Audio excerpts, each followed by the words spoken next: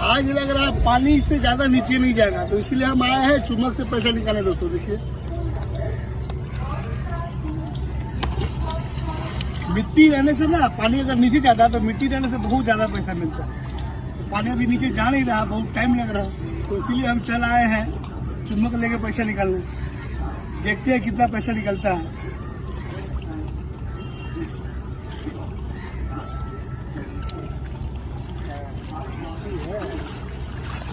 देखिए दोस्तों, इतना सारा रेस की एक बार में निकला है।